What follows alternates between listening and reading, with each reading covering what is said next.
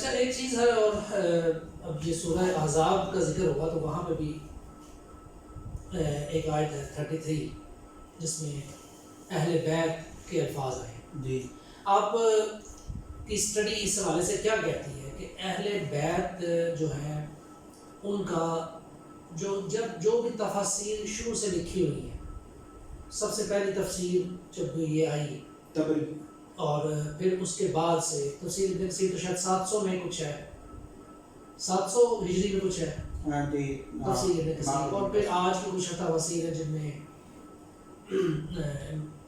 مودودی صاحب کی تفسیر ہے یا دوسری کوئی تفسیر ہے۔ بہرحال میرا سوال یہ ہے کہ شروع سے لے کر آج تک کی تفاسیر جو ہے وہ سورہ احزاب کی آیت 33 کے حوالے سے اہل بیت میں کس کو قرار دیتی، تفاسیر شروع سے لینی ہے، اور پھر اس میں وہ سلف صالحین کا پوائنٹ آف ویو بھی ہمارے سامنے آ جائے گا کہ وہاں پہ کیا تھا، آج کا نہیں، وہاں سے شروع سے جو چلتا آ رہا ہے۔ سب سے پہلے یہ قرآن پاک کی ان آیات میں سے ہے کہ جن آیات کو پڑھتے ہوئے کسی تفسیر کی ضرورت ہی نہیں پڑتی۔ آپ حیران ہوں گے کہ قرآن پاک کی بہت ساری ایسی آیات ہیں کہ جن کو پڑھتے ہوئے تفسیر کی ضرورت لازمی پڑتی ہے، بندے کو سمجھ بھی نہیں آتی کہ یار بات کیا ہے، کس کے بارے میں ہے۔ کیوں کہ قرآن پاک کا ایک اپنا طریقہ ہے، وہ اللہ کا کلام ہے، اللہ نے کہیں کسی چیز کی طرف صرف اشارہ کیا ہے، اور کہیں کسی کے بارے میں اگر بیان کیا تو کچھ پوائنٹ بیان کیے باقی چھوڑ دیے۔ تو جب تک آپ تفسیر نہیں پڑھو گے آپ کو نہیں سمجھ آئے گی۔ لیکن قرآن کی کچھ آیات ایسی ہیں کہ جو اپنی تفسیر خود کر رہی ہیں، کسی تفسیر کی ضرورت بھی نہیں پڑتی۔ تفسیر پر تو اعتراض ہو سکتا ہے کہ یار لکھنے والا کون ہے، پھر اس نے جس سند کے ساتھ تفسیر بیان کی ہے آیا اس سند میں کوئی ضعیف راوی تو نہیں ہے، اس میں تو ایک اور پہلو کھل جاتا ہے، تب جا کر ہم اس کی بیان کی ہوئی تفسیر کو یا ایکسپٹ کرتے ہیں یا ریجیکٹ کرتے ہیں۔ لیکن جو آیت کریمہ خود اپنی تفسیر کر رہی ہے اس کے بارے میں تو ہمیں بالکل کلیئر ہونا چاہیے، اور یہ ان آیات میں سے ہے کہ جو خود اپنی تفسیر کر رہی ہیں۔ اب آپ کہیں گے کیسے کر رہی ہیں؟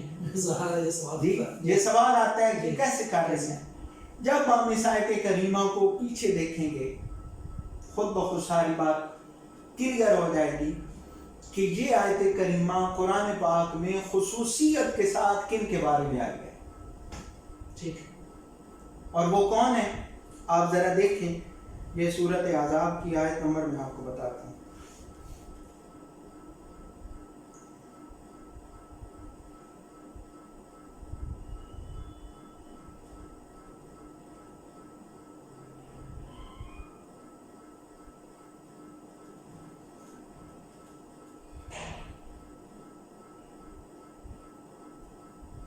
اللہ کریم نے بات شروع کی ہے سورۃ احزاب کی آیت نمبر 28 سے،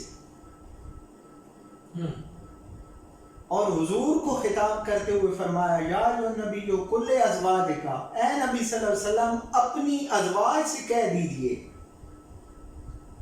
جی، ان کنتن تردن الحیاۃ الدنیا وزینتہا فتعالین امتعکن واسرحکن سراحا جمیلا، کہ اگر آپ اپنی بیویوں سے یہ کہہ دیجئے کہ تم اگر دنیا کی زندگی کی آرائش چاہتی ہو تو میں تمہیں وہ دے دیتا ہوں، مال دے کر تمہیں چھوڑ دیتا ہوں۔ اور اگلی آیت ہے آیت نمبر 29، اللہ فرماتا ہے اگر تم اللہ اور اس کے رسول اور آخرت کا گھر چاہتی ہو۔ عربی بھی اس کی عربی مطلب میں عربی پڑھتے رہیں کیونکہ وہ سمجھ تو آ جاتی ہے۔ اچھا جی، تو وہ تمہارے لیے میں نے نیکیوں کا بڑا اجر تیار کر رکھا ہے۔ پھر آگے اللہ فرماتا ہے آیت نمبر 30 میں یا نساء النبی من یأت منکن بفاحشۃ مبینۃ یضاعف لہا العذاب ضعفین وکان ذلک علی اللہ یسیرا۔ اب یا نساء النبی، اے نبی کی بیویوں، آگے جو حکم ہے اس۔ پھر آیت نمبر ہے 31، آیت نمبر 31 میں اللہ کریم فرماتا ہے وَمَن يَقْنُتْ مِنكُنَّ لِلَّهِ وَرَسُولِهِ وَتَعْمَلْ صَالِحًا نُؤْتِهَا أَجْرَهَا مَرَّتَيْنِ وَآتَدْنَا لَهَا رِزْقًا كَرِيمًا کہ جو تم میں فرما بردار رہے اللہ اور اللہ کے رسول کی اور اچھا کام کرے ہم اوروں کی نسبت اسے دگنا اجر دیں گے. اچھا یہاں بھی یہ بات تھوڑی سی بڑی پوائنٹ ہے کہ نبی کی بیوی ہونے کی وجہ سے تمہیں دگنا اجر ملے گا. باقی نیکی کریں گے تمہیں ایک اجر, تم نبی کی بیوی ہو اس لیے تمہیں دگنا اجر. ٹھیک ہے, آیت نمبر 31 یہ آ گئی. آیت نمبر 32 میں اللہ نے فرمایا یا نساء نبی لستن کاحد من النساء, اے نبی کی بیویوں تمہاری جیسی تو کوئی ہے ہی نہیں, کوئی عورت تم جیسی ہے ہی نہیں.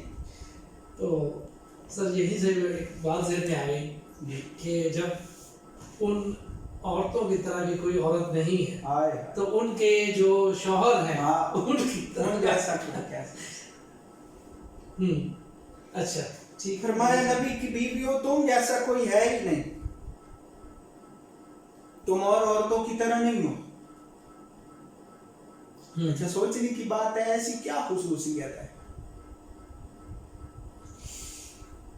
جب بندہ غور کرے تو ایک کی خصوصیت سامنے آتی ہے کہ میں نے اپنے محبوب صلی اللہ تعالیٰ علیہ وسلم کا جو نکاح والا شرف ہے وہ میں نے ہر عورت کو نہیں بخشا, تمہیں بخشا ہے. اس لیے یہ ذہن میں رکھنا تم اوروں کی طرح نہیں ہو, تم خاص ہو.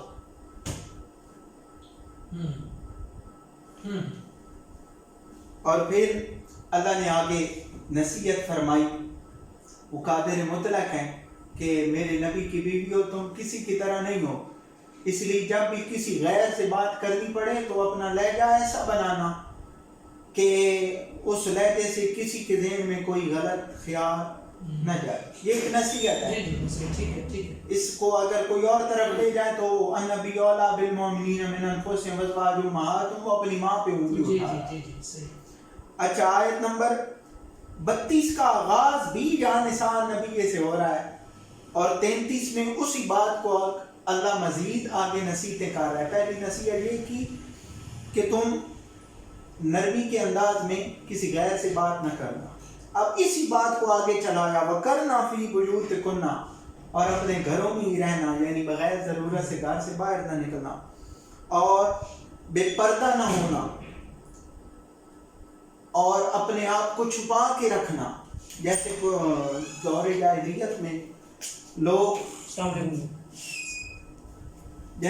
جاہلیت میں عورتیں اپنی بے پردگی یعنی اپنے جسم کو نمایاں کرتی تھی. فرمایا تم ایسا کام نہ کرو. وَأَقِیمْنَ الصَّلَاةَ, نماز قائم کرنا. وَآتِینَ الزَّکَاةَ, زکوٰۃ دیتی رہنا. وَأَطِیعْنَ اللَّهَ وَرَسُولَهُ, اور اطاعت کرتی رہنا اللہ اور اللہ کے رسول کی. انما یرید اللہ لِیُذْهِبَ عَنکُمُ الرِّجْسَ أَهْلَ الْبَیْتِ وَیُطَہِّرَکُم تطہیرا. اللہ فرماتا ہے نبی کے گھر والوں, اللہ تو چاہتا ہے کہ تم سے ہر قسم کی ناپاکی کو دور کر دے اور تمہیں پاک صاف ستھرا کر دے.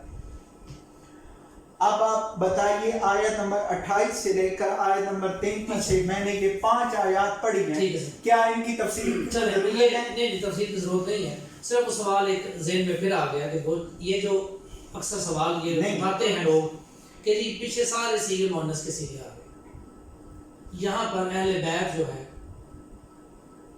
وہ کس طرح آیت بنتی ہے؟ انما یرید اللہ لِیُذْهِبَ عَنکُم الرِّجْسَ اہل البیت. یا جو اہل البیت کا لفظ ہے اس میں ہاں جی. اب اہل البیت جو ہے وہ مذکر ہے, گھر والوں. یہ ایک مغالطہ پیدا کرنے کی کوشش کی جاتی ہے. میں سمجھ گیا ہوں, میں اسی بات ہے مذکر سیغہ ہے. تو اگر ہم بات کریں گے کہ فرض کریں گے گھر والیوں بات کریں گے یا گھر والوں بات کریں گے؟ گھر والوں. جب ہم بات کریں گے تو ہم کیا کہتے ہیں, عموماً ہم مذکر ہی بولتے ہیں. میں نے آپ سے پوچھا معاملات کے حوالے سے تو آپ نے کہا میرے گھر والے اکاڑے گئے ہوئے. تو کیا صرف آپ کی زوجہ محترمہ گئی ہوئی تھی یا آپ کی بیٹی اس حوالے سے اس حوالے سے اسی طرح جب ہم اہل البیت عربی کا لفظ استعمال ہو رہا ہے اور عربی میں اہل البیت میں مذکر مؤنث دونوں شامل ہیں، لیکن یہ ایک اصول ہے گفتگو کا کہ لفظ وہ استعمال کیا جاتا ہے جو بظاہر لگتا ہے کہ مردوں کے لیے ہے، لیکن حقیقت میں سب اس کے اندر آ جاتے ہیں۔ اہل البیت عربی زبان میں عربی زبان اہل البیت کا لفظ ایمان ہے گھر والے۔ جی اب گھر والے صرف بیٹیاں ہوں تب بھی گھر والے، صرف بیٹے ہوں تب بھی گھر والے، صرف بیوی ہو تب بھی گھر والے۔ جی ایسے حضور علیہ السلام جب نماز پڑھ کے تشریف لاتے تھے تو آپ واپس آ کر سلام دیتے تھے، اے آل بیت تم پر سلام ہو۔ یہ اپنے جی یہ حدیث پاک اپنے حیات مبارک اپنے گھر کی ہاں اپنے گھر۔ اب حضور علیہ السلام نہ کہ آپ کے جو داماد کے حوالے سے نہیں ہے، نہیں، نماز پڑھا کہ جب آتے نا واپس تو آپ سلام دیتے تھے، اے آل بیت تم پر سلام ہو۔ یہ حدیث میں الفاظ ملتے ہیں۔ اب حضور علیہ السلام کے گھر مبارک میں اس وقت یقیناً ایک زوجہ محترمہ اپنے حجرے میں ہوتی تھی، جی جی، اور حضور جس حجرے میں گئے ہیں اسی حجرے میں حضور نے وہی لفظ استعمال کیا، تو اس لیے پتہ چلا کہ ایک ہو تب بھی آل بیت، دو ہوں تب بھی آل بیت، مذکر ہو تب بھی آل بیت، مؤنث ہو تب بھی۔ ٹھیک ہو ٹھیک ہو گیا۔ اب وہ اس طرح بات کا آتے ہیں جو سوال آپ سے پوچھ رہا کہ یہ جو سلف صالحین کا موقف ہے شروع سے اب تک اس آیت کے حوالے سے کیا ہے؟ یہ بات تو کلیئر ہو گئی جو آپ نے کہی نا کہ یہاں پر تفصیل کی ضرورت نہیں ہے، کلیئر ہوتی نظر۔ اچھا یہ کلیئر ہوئی ہے حضور کی ازواج مطہرات کے حوالے سے، ٹھیک ہے، کہ ازواج مطہرات کو آل بیت کے اندر شامل کرنے کے لیے ہمیں کسی تفسیر کی محتاجی نہیں ہے، قرآن اپنی بات خود ساری واضح کر رہا ہے۔ یہ پوائنٹ سمجھیے، ازواج مطہرات کو آل بیت میں شامل کرنے کے لیے ہمیں کسی تفسیر کی محتاجی نہیں ہے، قرآن کی ساری آیات واضح طور پہ ازواج مطہرات کو ہی شامل کر رہی ہیں۔ اب ازواج مطہرات کو فرسٹ ٹائم میرے سامنے اس طرح آئی ہے، ٹھیک ٹھیک۔ ازواج مطہرات کو آل بیت میں شامل کرنے کے لیے جو بندہ روایات کا سہارا لیتا ہے وہ بندہ قرآن سے جائے گا، ان کا تو معاملہ ہی نہیں ہے۔ یہ پوائنٹ سمجھیے، تھوڑے سے الفاظ میرے خیال مائل استعمال کر رہے ہیں کہ وہ قرآن نہیں، میں بالکل صحیح کہہ رہا ہوں۔ کیوں؟ میں نے 5 آیات پڑھی اور خطاب ہے حضور سے، آیت نمبر 28 سے، محبوب اپنی بیویوں سے کہہ دیجیے۔ جی صحیح۔ کہلوا کون رہا ہے؟ اللہ۔ کہلوا کس کے لیے رہا ہے؟ ازواج کے لیے۔ اب یہاں پر کوئی شک والا معاملہ رہے گا؟ جو بندہ ازواج کے لیے روایات کا سہارا لے کر انہیں اہل بیت شمار کرتا ہے وہ بندہ قرآن کے اسلوب سے جاہل ہے۔ اچھا یہاں پر جب ہم بات کریں گے اہل بیت کی روایات کی روشنی میں تو پھر ازواج کا تو معاملہ ہی نہیں ہے، پھر اور لوگ ہیں جن کا روایات میں ذکر ہے۔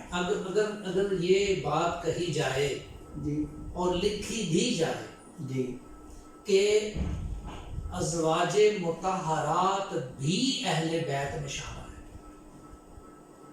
اگر یہ بات کہی جائے اور لکھی جائے کہ ازواج مطہرات بھی اہل بیت میں شامل ہیں، اس بات کو آپ کیا کہیں گے؟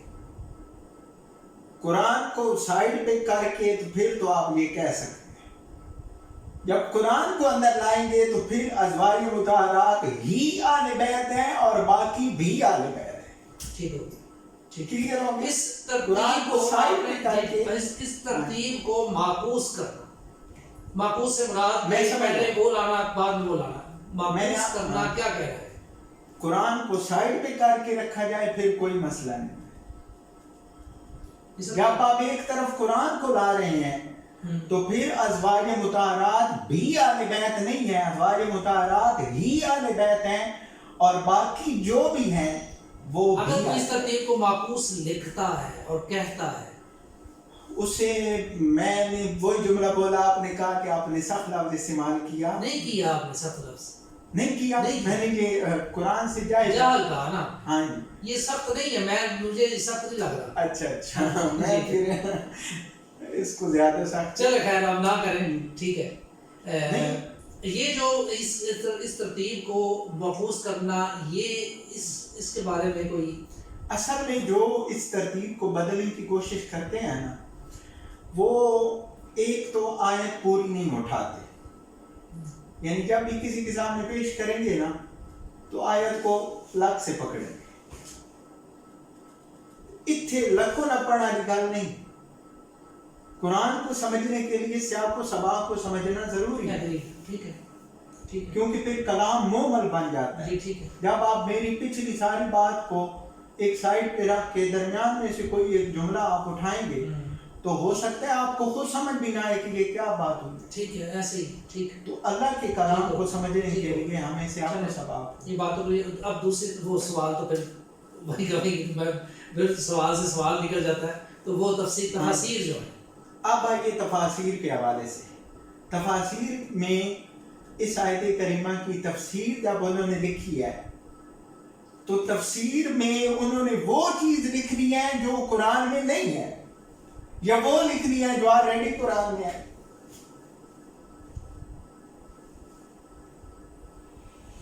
ٹھیک، بات تو کافی لاجیکل ہے. ٹھیک ہے، ٹھیک ہے. تفسیر میں وہ ہوتا ہے جو قرآن میں نہیں ہے، جو آلریڈی قرآن میں ہے اس کی وضاحت ہے. تفاسیر کے حوالے سے میں نے جو جملہ بولا نا، آپ اس جملے کو میں کئی بار اپنی گفتگو میں کہتا ہوں کہ یار اے گل جڑی میں کرن لگا نہیں دل دے کرنا نہ سنو، کہ تفسیر میں وہ بات کی جاتی ہے جو قرآن میں نہیں ہے، جو متن میں آ گئی اس کی وضاحت ہو سکتی ہے، لیکن یہ نہیں ہوتا کہ تفسیر میں متن کو رد کرنے کی کوشش کی جائے. معذرت، یہ تو پھر تفسیر ہے ہی نہیں، یہ پھر تفسیر ہے. ٹھیک، یہ تو تعریف ہے. جی جی، تعریف ہے، تعریف ہوگی. ٹھیک کہ قرآن نے جن کو آل بیت کہہ دیا وہ تو ہیں ہی ہیں، وہ پکے ٹھوکے آل بیت ہیں. اب جب ہم ان آیات کریمہ کے حوالے سے تفسیر پڑھتے ہیں، حدیث کا مطالعہ کرتے ہیں، تو قرآن والے اپنی جگہ پہ رہتے ہیں، حدیث کی روشنی میں سرکار کریم علیہ السلام جن کو شامل کرتے ہیں وہ الگ ہیں. ٹھیک. لیکن اگر آپ مجھ سے یہ کہیں نا کہ درجہ کس کا زیادہ ہے، ایک وہ ہیں جنہیں قرآن میں اللہ کہہ رہا ہے، اور ایک وہ ہیں کہ جنہیں احادیث رسول میں حضور علیہ السلام کا عمل آل بیت ثابت کر رہا ہے، تو مجھے یہ واضح کرنے کی ضرورت نہیں ہے. یہ ہر مسلمان کا عقیدہ ہے کہ قرآن پھر حضور کا فرمان. جی ٹھیک.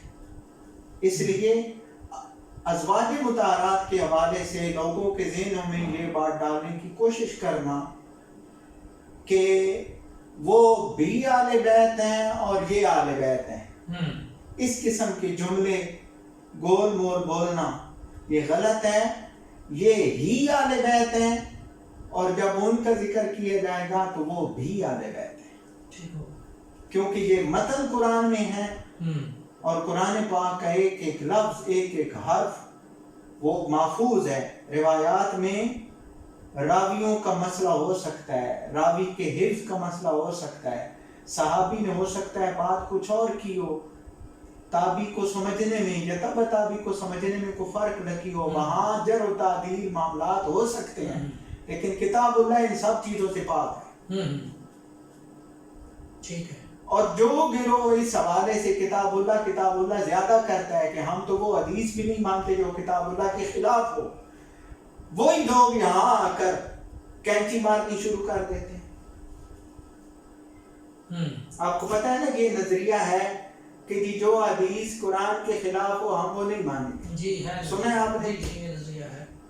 وہی لوگ جب اس آیت کریمہ پر قرآن کے پہنچے، خلاف تو نہیں ہے کہ حضرت علی رضی اللہ تعالیٰ میں عرض عنہ کی جو فیملی کو میں شامل کرنا یہ قرآن کے خلاف تو نہیں ہے سارا آنکھوں پر، جی لیکن کوشش یہ کی جاتی ہے کہ معاذ اللہ ظاہر مطہرات کو دوسرے درجے پہ رکھا جائے، ہاں نہیں وہ جو کہ قرآن کے حوالے سے پہلے درجے لکھی ہوئی تحریر ہے یہ میں اب یا تو ریسرچ پیپر 5A میں ہے یا ریسرچ پیپر 5B میں ہے، یہ لکھا ہوا ہے کہ وہ بھی اہل بیت ہیں امہات المومنین۔ میں نے اس کا جواب آپ کو دے دیا کہ قرآن کو سائیڈ پہ کر کے بات کی جائے تو بھی ٹھیک ہے، ٹھیک ہے، اور اگر قرآن کو درمیان میں رکھ کے بات کی جائے، آیت کا سہارا لے کے بات کی جائے تو پھر یہ بھی کے اندر کچھ اور ہے۔ چلے دوسرے بات اچھا اب ہم تفاسیر کے حوالے سے وہ بات پھر رہ جاتی ہے، ٹھیک ہے۔ تو حضور علیہ الصلوۃ والتسلیم نے جی حضور علیہ الصلوۃ والتسلیم نے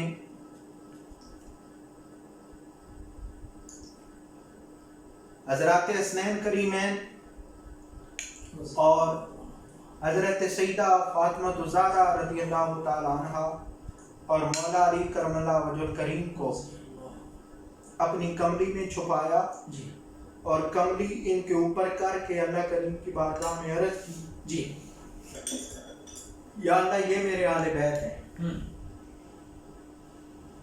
اور پھر سورۃ احزاب کی آیت کریمہ کا یہ حصہ تلاوت جی یہ حصہ تلاوت جی بالکل صحیح کہ یا اللہ میری ازواج کو تو نے اہل بیت فرمایا، میں تیرا محبوب اپنی بیٹی، اپنے داماد اور اپنے نواسوں کو اسی کیٹیگری میں تیری بارگاہ میں رکھوانا چاہتا ہوں۔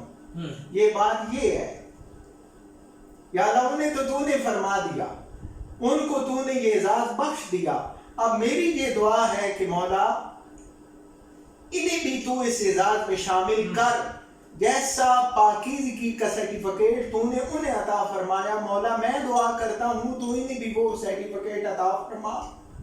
یہ مفہوم ہے۔ اب اس مفہوم میں آل بیت کا مفہوم وسیع ہے، مولا علی بھی شامل ہو گئے، سیدہ پاک بھی شامل ہو گئیں، حضرات حسنین کریمین بھی شامل۔ جی ٹھیک ہے، لیکن اس کا جو پیش کیا جانے کی کوشش کی جاتی ہے کہ جس سے معاذ اللہ ازواج مطہرات کو ڈیگریڈ کیا جائے، تو یہ میں نہیں کہہ رہا، یہ قرآن کی نص کے خلاف ہے۔ اور جس بندے کو اس حوالے سے کوئی شک ہو کہ شاید اہل بیت وہ ہیں کہ جن کو حدیث میں کہا گیا، تو وہ بندہ سب سے بڑا مغالطہ یہ کھا رہا ہے کہ اللہ کی کتاب کو اس نے دوسرے درجے میں رکھ دیا، اور حدیث رسول جو کہ راوی صحابہ کے بعد کئی قسم کے ہیں، اور خود سب سے بڑا وکیل کہتا ہے کتابین تو سب جھوٹے تھے۔ اچھا میں نا اس میں ایک بات ایڈ کر لوں کہ ایک تو یہ ہے کہ کسی کو پتہ نہ ہو اس حوالے سے، جیسے میں ایک ایگزامپل دیتا ہوں، جو کتاب امام الانبیاء کا سفر حج ہے، میں نے آپ کو بھیجی ہے، اس میں غدیر خم جو ہے نا وہ اس میں درج کی، اور اس کو درج کرنے کے بعد نیچے رسول اللہ صلی اللہ علیہ وسلم نے جب یہ ارشاد فرمایا کہ میں تمہیں اپنے اہل بیت کے حوالے سے اللہ کا خوف دلاتا ہوں، تو نیچے اس کو سٹار لگا کے میں نے نیچے لکھا کہ یہ اہل بیت جو ہیں قرآن پاک کی سورہ آیت 33 اور سورہ ہود آیت 74 ہے شاید اس کو اگر ہم سامنے رکھیں تو ہم رسول اللہ صلی اللہ علیہ وسلم کی جو ازواج ہیں، ہماری مائیں جو ہیں، وہ اہل بیت ہیں، اور اگر صحیح حدیث کو ہم لیں تو ان کے حوالے سے حضرت علی رضی اللہ تعالیٰ عنہ، حضرت فاطمہ رضی اللہ عنہ اور حسنین کریمین رضی اللہ عنہما یہ بھی اہل بیت میں ہیں۔ یہ نیچے میں نے نوٹ ایک درج کیا، الفاظ دیکھیں تھوڑی بہت آگے پیچھے ہو سکتے ہیں۔ ایک بندے نے مجھے یہ کہا کہ یار ہمیں تو اس چیز کا پہلے پتہ ہی نہیں تھا۔ اچھا ہم تو اہل بیت پانچتن پاک کو سمجھتے رہے، ہمیں تو یہ چیز آئیڈیا نہیں تھا کہ قرآن کے حوالے سے بھی یہ بات ہے۔ تو ایک بات تو ہو سکتی ہے کہ کچھ لوگوں کو اس حوالے سے علم ہی نہ ہو، اچھا چلے وہ تو ایک علم نہ ہونے کی وجہ سے ایک بڑے ظلمہ ہو سکتے ہیں، لیکن ایک بندے کو علم بھی ہے، سارا کچھ ہے، اور اس کو بتایا بھی جاتا ہے یا اس کے سامنے سوال بھی رکھے جاتے ہیں، اس کے باوجود بھی یا تو ترتیب کو معکوس کیا جاتا ہے یا ان کو شامل نہیں کیا جاتا۔